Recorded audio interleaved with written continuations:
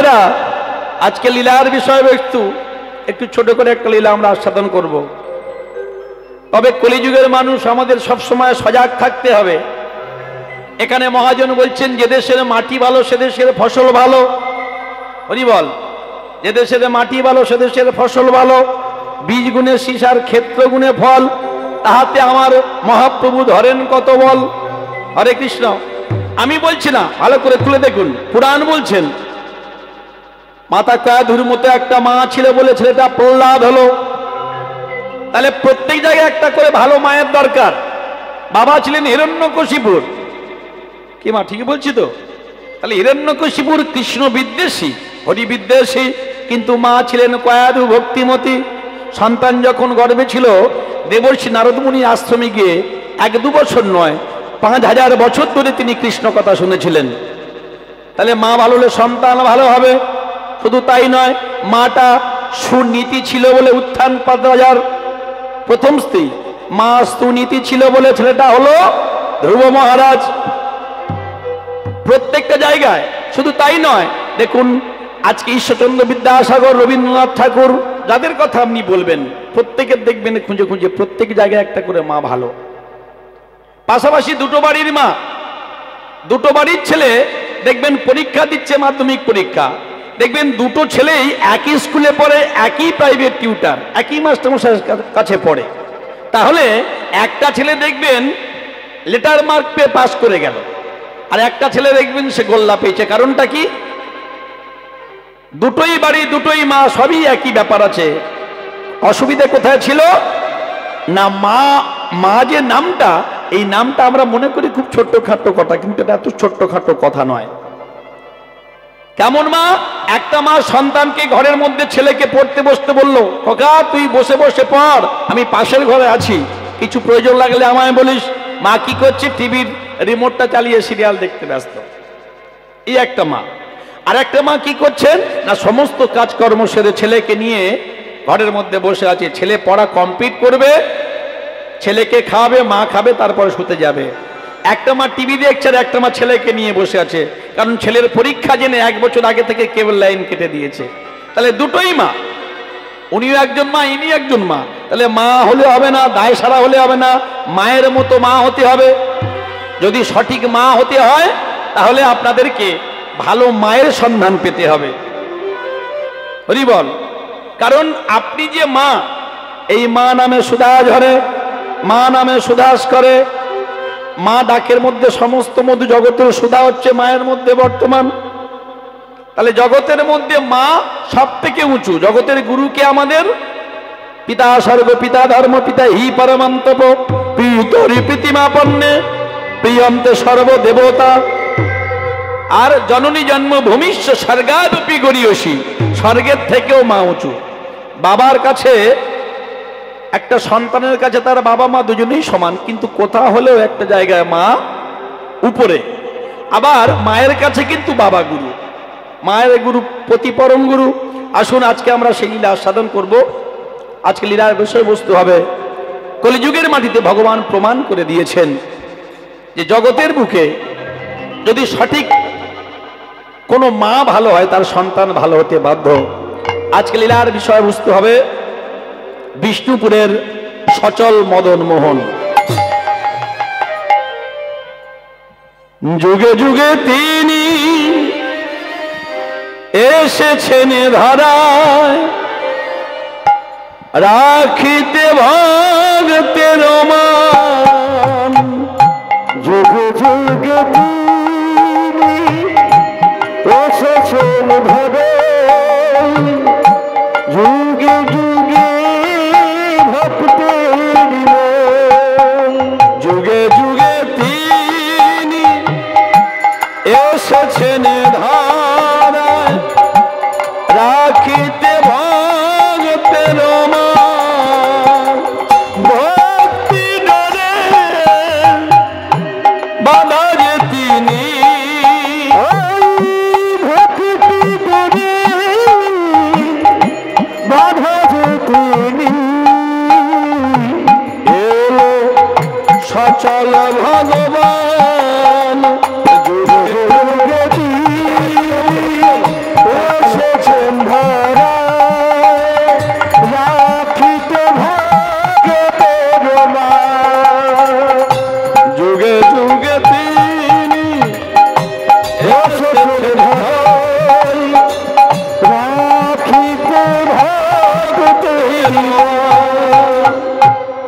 ভাইরা, তাহলে আমরা সবাই মিলে আমাদের মনগুলোকে নিয়ে যাবো সেই বৃন্দাবনে। কোন বৃন্দাবন? না বিষ্ণুপুরের মাটিতে। শ্রীমদ্ ভাগবত বলছেন বৃন্দাবন একটা দুটো নয়, 5 প্রকারের বৃন্দাবন আছে বাবা। একটা নিত্যধাম বৃন্দাবন, একটা গুপ্তধাম বৃন্দাবন, একটা প্রাকৃত বৃন্দাবন, আর একটা অপ্রাকৃত বৃন্দাবন, আরেকটু হলো চিন্ময় ধাম বৃন্দাবন। তাহলে লীলা আস্বাদন করতে গেলে আমাদের এই যে হৃদয় বৃন্দাবনটা, এই হৃদয় বৃন্দাবনটাকে জাগরিত করতে হবে। কারা কারা বৃন্দাবনে যেতে চান দেখি একটু, মায়েরা হাত তুলুন দেখি। সবাই যেতে চান? আচ্ছা, কারা কারা যেতে চান না একটু উলুধ্বনি করুন দেখি। মা যাবে, একদম যাবেন তো? অবশ্যই। হরি বল, জয় রাধে, জানি তাই। সবাই মিলে হাত তুলুন। তাহলে ভগবানের কাছে যেতে গেলে আমাদের হাত তুলতে হবে। হাত কেন তুলতে হয়? মানুষ হাত কেন তোলে? না চৈতন্য মহাপ্রভু কলিযুগের মাটিতে সে হাত তোলাটা শিখিয়ে দিলেন। এই যে তুলসী বৃক্ষ, একটা সনাতন ধর্মের মানুষের বাড়িতে যে একটা তুলসী বৃক্ষ থাকলে সেটা একটা হিন্দুর বাড়ি, সেটা একটা পবিত্র বাড়ি। সেটা দেখেই বোঝা যায়। কি দেখে? না তুলসী বৃক্ষ দেখলে তবে বোঝা যায়। এই যে হাত তুললে তবেই বোঝা যায় যে সবাই ভগবান কৃষ্ণের ভক্ত, গৌরাঙ্গের ভক্ত, নিতাই চরণের দাসানুদাস। তাহলে সবাই মিলে হাত দুটো কষ্ট করে তুলুন, আমরা বৃন্দাবনে যাব সবাই মিলে। বৃন্দাবন ধাম কি, রাধা রানী কি, শ্যাম সুন্দর কি। সবাই বৃন্দাবনে যাবেন, একসঙ্গে আমরা যাব।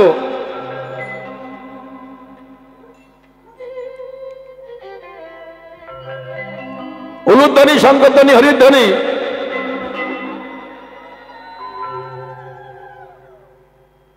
চলে নে আমার মন মধুর বৃন্দাবন, যমুনারি ধানে ধানে তমালে নিব।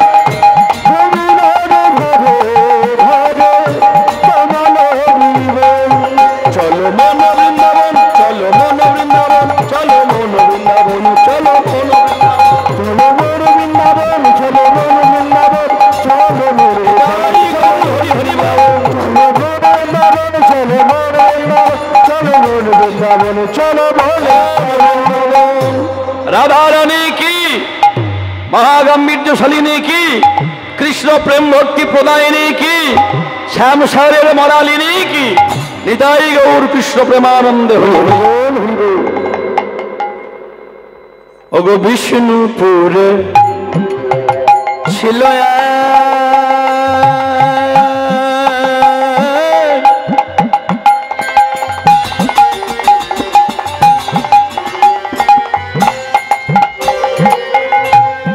একই ক্ষত্রি আনি,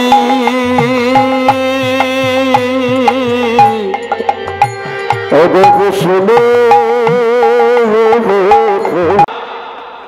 আমি শিক্ষা দিতে আসিনি, আমি মহাজনগত পন্থা, মহাজনদের মত, মহাজনদের পথ, সেটাই আমি তুলে ধরতে এসেছি। তাহলে সতী কাকে বলবো? আমি বলছি না, উপনিষদ বলছেন 1 থেকে 2 হলে সে হয় অসতী। যে রমণীর একটি চরণে মন থাকে নীতি নীতি, শাস্ত্রে কয় সে সাধ্বী সাধ্য সতী। তাহলে এক পুরুষে যার থাকে মন মতি গতি, শাস্ত্রে কয় সে সতী সাধ্য সতী সতী। তাহলে যদি এক পুরুষে আপনাদের মন থাকে, তাহলে যেসব মেয়েদের এখনো বিবাহ হয়নি কুমারী, তারা কি অসতী? কি বলেন মারা? তাহলে বাবারা বসে আছেন, আপনারা কি এর মধ্যে পড়েন না? শুনুন, খুব ভালো করে মন দিয়ে শুনতে হবে। তাহলে সতী কাকে বলবো? বলছি এক পুরুষ।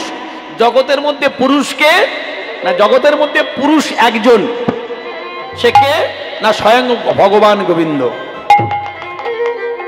ভগবান গোবিন্দ তিনি যখন সমস্ত হস্তিনাপুরে যুদ্ধ শেষ হয়ে গেছেন, ভাগবত বলছেন একাদশ সং ব্রজসং, দ্বাদশ সং মথুরা, ত্রয়োদশ সং পাণ্ডব সেনা, 89 সং দ্বারকা। যদা যদা হি ধর্মস্য গ্লানির ভবতি ভারত অভ্যুত্থানম অধর্মস্য তদাত্মনং সৃজাম্যহম পরিত্রাণায় সাধুনাং বিনাশায় চ দুষ্কৃতাম ধর্ম সংস্থাপনার্থায় সম্ভবামি যুগে যুগে। ভগবান গোবিন্দ চিন্তা করলেন, আমি যখন শত্রুদেরকে বিনাশ করেছি, সাধুদেরকে পরিত্রাণ করেছি, তাহলে আমার সময় হয়ে গেছে। আমি 13 বছর হস্তিনাপুরে ছিলাম, আর আমি হস্তিনাপুরে থাকবো না। হস্তিনাপুরের কাজ আমার শেষ, ধর্মরাজ্য প্রতিস্থাপন হয়েছে, আমি চলে যাব দ্বারকায়। ভগবান গোবিন্দ চলে যাবেন, যেদিন চলে যাবেন, ধর্মপুত্র যুধিষ্ঠির তিনি রাজা হয়েছেন। ভগবান চিন্তা করলেন যে পিসিমা কুন্তী আমার ছাড়া যিনি অন্ধ, সদা সর্বক্ষণ কৃষ্ণ ধ্যান, কৃষ্ণ জ্ঞান, কৃষ্ণ চিন্তামণি বলে যিনি জানেন,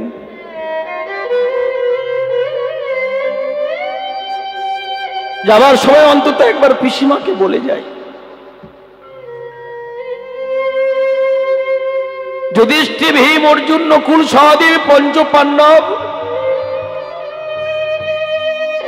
মহামণি যুধিষ্ঠির রাজ চক্রবর্তী রাজা ধীরাজ হবে, সারা পৃথিবীর রাজা। কিন্তু যার জন্য আজকে যুধিষ্ঠির রাজা হলো, সেই গোবিন্দের কথা যুধিষ্ঠির মহারাজ ভুলে গেছেন। এটাই হয় গো মা আমাদের সংসারে, আমাদের জগতে। যার জন্য আমি এত বড় হলাম, আমার এত মান, এত যশ, এত প্রতিষ্ঠা পেলাম, সেই ভগবানকে আমরা ভুলে যাই। ওই জন্য সাধকরা, বৈষ্ণবেরা বলেন, প্রভু তুমি যেন সুখের মধ্যে আমায় রেখো না। কেন না? সুখের মধ্যে থাকলে, যারা বৈষ্ণব তারা বলছে, সুখের মধ্যে যদি একবার আমরা নিমগ্ন হয়ে যাই, তাহলে ধীরে ধীরে তোমাকে ভুলতে বসবো এবং বিষয় সুখে আমরা ঘুমিয়ে পড়বো, আর জেগে উঠতে পারবো না। ভগবান গোবিন্দ চলে যাবেন, মনে মনে চিন্তা করছেন, যাওয়ার সময় অন্তত পিসিমা কুন্তীকে একটা কথা বলে যাই। সবার মনোবাসনা ভগবান পূর্ণ করেছেন। চতুরের শিরোমণি ভগবান গোবিন্দ জানতেন পিসিমা গান্ধারী শুধু আমাকে অভিশাপ দিয়েছেন তা নয়, আর একটা অভিশাপে বাকি আছে। যে অভিশাপটা যুধিষ্ঠিরকে দেবে, তিনি যে জগৎ চিন্তামণি, তিনি যে ঘট ঘট বাসী, মানুষের প্রত্যেকটা জীবের হৃদয়ে কি চলছে তিনি তো জানেন, তিনি তো সর্বকারণের কারণম। আর ভগবান সেই জন্য দেখছেন যে চতুর্দিকটা আলোয় আলোকিত করে সাজানো হয়েছে হস্তিনাপুরটা, চতুর্দিকে বাদ্যি বাজনা বাজছে, সুন্দর সুন্দর পুষ্প ফুল দিয়ে সুসজ্জিত করা হয়েছে। ভগবান চিন্তা করছেন, হায় রে যুধিষ্ঠির, আজকে তোমার রাজ্যাভিষেক বলে তুমি আজকে ভুলে গেছো, কিন্তু তোমার ভাই ভীম, অর্জুন, নকুল কেউ তো আমার কথা মনে রাখেনি। রাজপথে দারুক রথ নিয়ে দাঁড়িয়ে আছে। ভগবান গোবিন্দ রাজপথ দিয়ে চতুর্দিকটা ভালো করে তাকিয়ে তাকিয়ে দেখছেন। আর দেখতে দেখতে ভগবান যখন এগিয়ে যাচ্ছেন, হঠাৎ ভগবানের লক্ষ্যে পড়ে গেল, একই রাজপথের মধ্যে কে যেন একজন শয়ন করে আছে। কে কে মা তুমি? ভগবান ধীরে ধীরে এগিয়ে গেলেন, আর ধীরে ধীরে এগিয়ে গিয়ে দেখছেন যে প্রকৃত ভক্ত সে অতি সুখেও ভগবানকে ভুলে যায় না, যেতে পারে না। পিসিমা তুমি, পিসিমা তুমি শুয়ে আছো এই রাজপথে কেন? কি হয়েছে তোমার? আমি তো তোমাকে সবকিছু দিয়েছি। তুমি চেয়েছিলে তোমার পুত্র যুধিষ্ঠির রাজা হোক, আমি তোমার ছেলেকে তো রাজা করেছি। আজকে কত আনন্দের সময়, চতুর্দিকে আনন্দ হচ্ছে, চতুর্দিকে বাদ্যি বাজনা বাজছে, সুন্দর সুন্দর পুষ্প দিয়ে সাজানো হয়েছে হস্তিনাপুর নগরটা, রাজ সিংহাসনটা সাজানো হয়েছে আলোয় আলোকিত, কত আনন্দ। আর তুমি এমন করে কাঁদছো, কি হয়েছে তোমার? ধীরে ধীরে পিসিমা কুন্তি উঠে বলছে, কৃষ্ণ, পিসিমা আমি তোর কাছে একটা জিনিস চাইবো, তুই দিবি? পিসিমা তুমি না চাইতে আমি তোমায় সব দিয়েছি, তুমি আমার কাছে চাও, বলো পিসিমা কি চাও? তুমি আজকে যা চাইবে আমি দেব, কারণ আমি তো আর আজকের পর থেকে, কালকে থেকে তো আর তুমি হস্তিনায় আমায় দেখতে পাবে না, আমি দ্বারকায় চলে যাব। কুন্তি বলছে, কৃষ্ণ জানি জানি, আমি জানি তুই চোরের মতো নির্জনে নিভৃতে কাউকে না বলে তুই রাজপথ দিয়ে চলে যাবি দ্বারকায়, আমি জানি। বলতে পারিস কৃষ্ণ, এত সুখ তোর কাছে কি আমি চেয়েছিলাম? আমি শুধু তোর কাছে চেয়েছিলাম যারা অত্যাচারী, যারা অনাচারী, যারা জগতের মধ্যে শয়তান, আমি তাদের প্রতিকার করতে চেয়েছিলাম। আমি চেয়েছিলাম দুর্বলদের উপরে সবলদের যে অত্যাচার, সেই অত্যাচারের পরিত্রাণ চেয়েছিলাম আমি তোর কাছে। আমি তো তোর কাছে এত সুখ চাইনি। কিন্তু পিসিমা তুমি আজকে আমার কাছে কি চাও? দেবী কৃষ্ণ, আমি যা চাইবো দেবী। বলো বলো পিসিমা, তুমি আজকে আমার কাছে কি চাও?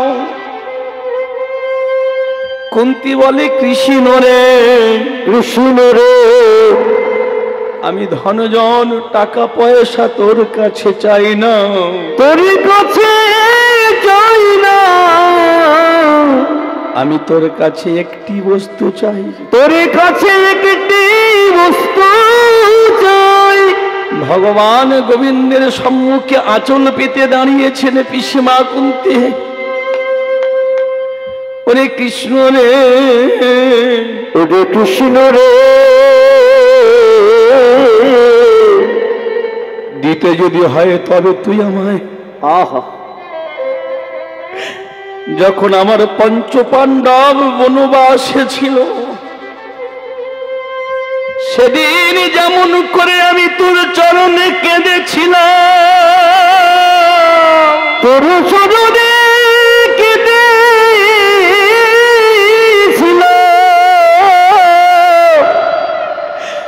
যেদিন আমার ঘরের কুলবধূ সেই কুলবধূর বিবস্তা করেছিল, সেদিনে যেমন তোর চরণে কেঁদেছিলাম, তোর চরণে কেঁদেছিলাম, যেদিন পঞ্চপাণ্ডবকে নিয়ে যতুগৃহে পুড়ে মরতে যাচ্ছিলাম, সেদিন তোর চরণে যেমন করে কেঁদেছিলাম। আহা, ওরে কৃষ্ণ রে, তোর কাছে আমার একটাই বস্তু চাওয়ার, আমার আঁচল ভরে তুই দুঃখ দে না, তুই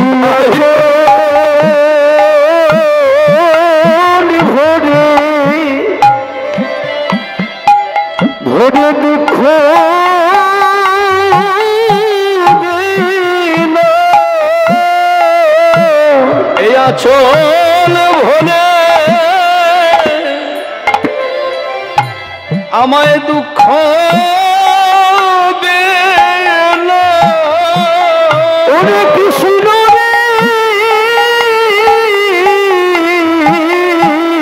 নিতাই গৌর হরি বল হরি বল। অমূল্য চলি ভরে আমার দুঃখ দেনা। ওরে কৃষ্ণ রে ওরে কৃষ্ণ রে আমি জানি বিষয়ে বিষয়ে আমি জানি বিষয় বিষয় সুখের ঘরেতে ঘুমিয়ে পড়লে আর তোমায় ডাকা হবে না। তোমায় ডাকা হবে না।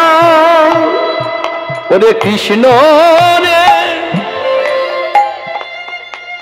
তুই যাওয়ার সময় আমায় আমি তোর কাছে ভিক্ষা চাইলাম, তুই আমায় দুঃখ দিয়ে যা। ভগবান গোবিন্দ বলছেন পিসিমা গো, বলো বলো পিসিমা তুমি আর কত কাঁদবে? তুমি আর কত কাঁদবে?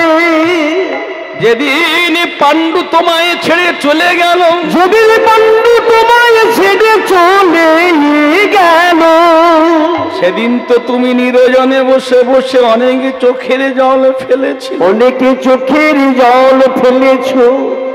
যেদিন কুমারী অবস্থায় তুমি কর্ণকে প্রসব করেছিলে, তুমি কর্ণকে প্রসব করেছিলে, সেদিন তো তুমি কত কেঁদেছিলে।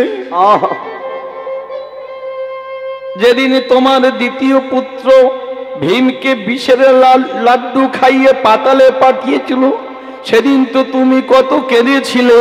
তুমি তো কত কেঁদেছিলে। যেদিন কর্ণ মারা গেল, সেদিন নিরজনে বসে তুমি কত কেঁদেছিলে। তুমি কত কেঁদেছিলে। ওগো পিসিমা, যে ভক্ত নিরজনেই আমার চরণ স্মরণ করে নিতুই নিতুই নয়নের জলে ভাসে, বলো পিসিমা আমি কি আর তাকে কাঁদাতে পারি? কুন্তী বলে কৃষ্ণ রে কৃষ্ণ রে আজ তোর কৃপায় ওরা ধনী হয়ে গেল, আজ তোর কৃপায় ওরা রাজা হলো। সেই প্রাণের সখা কৃষ্ণকে অর্জুন ভুলে গেল, একবারও তোর কথা মনে পড়ল না। জানি তুই চলে যাবি দ্বারকায়, তুই যখনই এই হস্তিনাপুর ত্যাগ করে চলে যাবি, সমস্ত হস্তিনাপুরটা শ্মশান ভূমিতে পরিণত হবে। ওরে কৃষ্ণ রে কৃষ্ণ রে পুত্র যদ্যপি হয় কুমাতা কদাপি নয়, তুই একটা কথা আমায় দিয়ে যাও। বলি রাগে বিপদে সদাই রাগে বিপদে,